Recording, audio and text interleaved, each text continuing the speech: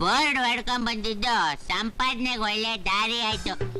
Sriramachandra no ಶ್ರೀಕಂಠಣ್ಣ, ಏನ್ ನೋಡಿದ್ರು ನೋಡ್ದೇನೋ ಅಂತಾರ ಹೋಗ್ತಾ ಇದೀಯಾ? ನಿನ್ನತ್ರ ನನಗೇನು ತೆನೆ ಕೀಳು ಕೆಲ್ಸ? ಯಾಕಣ್ಣ ಕೋಪ? ನಾನೇನ್ ಮಾಡ್ದೆ?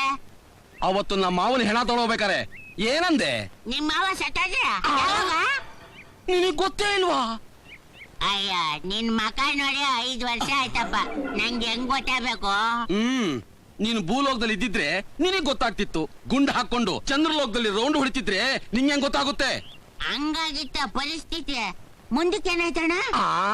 ನಾನೇನ್ ಹರಿಕತೆ ಹೇಳ್ತಾ ಇದ್ದೀನ ದೇವ್ರು? ಕೋಪ ಮಾಡ್ಕೋಬೇಡ, ಒಂದ್ ನಿಮಿಷ ಅಣ್ಣ. ಅವತ್ ನಾನು ಏನ್ ತಪ್ಪು ಮಾತಾಡಿದ್ನಣ್ಣ?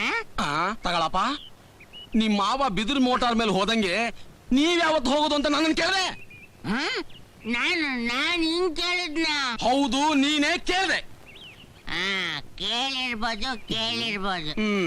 ತಾವು ಆಗ್ಲೇ ಹಾಕೊಂಡಂಗಿದೆ. ನಾನ್ ತಗೊಳ್ದೆ ಇರೋ ಗಳಿಗೆ ಯಾವ್ದಿದ್ಯಣ್ಣ ಹೇಳು? ಅದು ಸರಿ, ನಿನ್ನ ಹತ್ರ ನನಗೇನ್ ಮಾತು? ನಾನ್ ಬರ್ತೀನಿ. ಕೂತ್ಕೊಳ್ಳೋಣ. ಬೋಣಿ ಮಾಡದೆ ಹೋಗ್ತಾ ಇದೆಯಲ್ಲಣ್ಣ. ಕಾಸು ಕೊಟ್ಟು ನಿನ್ನ ಹತ್ರ ಕಣಿ ಕೇಳು ಅಂತೀಯಾ? ನೀನ್ ಸುಮ್ನೆ ಕೇಳು.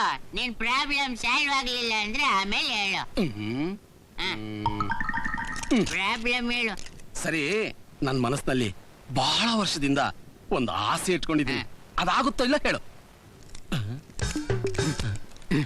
ಅಣ್ಣ, ಅಟ್ಟಿಲ್ ಹಾಕೊಂಡ್ ನೆನ್ಸ್ಕೊಂಡ್ಬಿಟ್ಟು ಚೆನ್ನಾಗಿ ಕುಲ್ಕಿ ಕವಡಿ ಹಾಕೋಣ.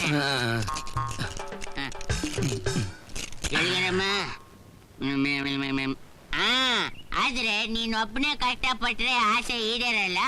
ಜೊತೆಗೆ ನಿನ್ ಪ್ರಾಣ ಸ್ನೇಹಿತನು ಹಾಕೊಂಡು ಇಬ್ರು ಒಟ್ಟಿಗೆ ಕಷ್ಟಪಟ್ರೆ ನಿನ್ನ ಆಸೆ ಈಡೇರೋದಂತೂ ಗ್ಯಾರಂಟಿ. ಅಯ್ಯೋ ಬೋಳಿ ಮಗನೇ,